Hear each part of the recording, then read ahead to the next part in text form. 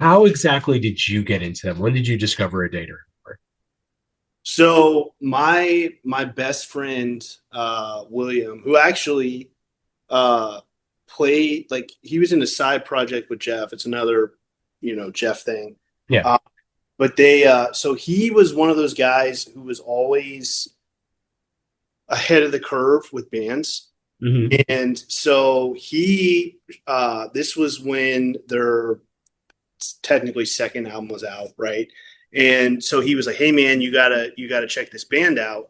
At the time, um, I was snobby, for lack of a better term, and like I think heavy music is a little bit. You can disagree with me.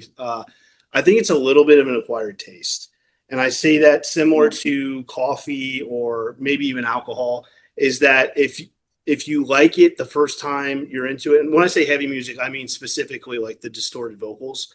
Yeah. If you like that the first time you hear it, maybe there's something wrong with you.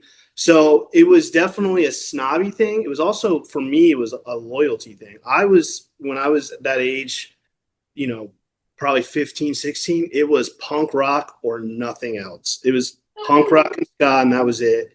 So anything that had distorted vocals, I was like, absolutely not. So he showed me, their second record. Which that was the one that has, a plot to bomb the panhandle. There's a ton Those of who have heart. yeah, ton of Great good album. stuff. Ton of good stuff on that record. Danger and Starting a Fire, Mm. Shot in the Dark. But anyways, so he showed me that, and within 30 seconds, because there's heavy vocals, I was like, nope, not for me. Wrote it off, right? So then when they re-released it and they had the Since You've Been Gone cover on it, Yeah. I was like, yo, this is obviously, it's a cover song, kind of similar to what Newfound Glory was doing. Is it is a cover song, but they totally made it their own. You almost Yeah. wouldn't know it's a cover song if you had never heard it.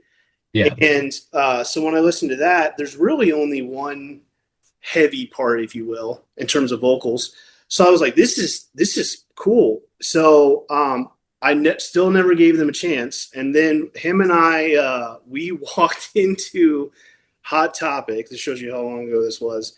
And they were playing Homesick on the stereo when you walked in, and it was I'm I'm pretty sure it was If It Means a Lot. And he Great song. goes, yeah, he goes, hey, this is a new A Day to Remember. And I was like, what? This is A Day to Remember? Because it was so contrary to the 30 Yeah. second clips I had heard before. So from that standpoint, I ended up giving it a chance, and then immediately fell in love with the band.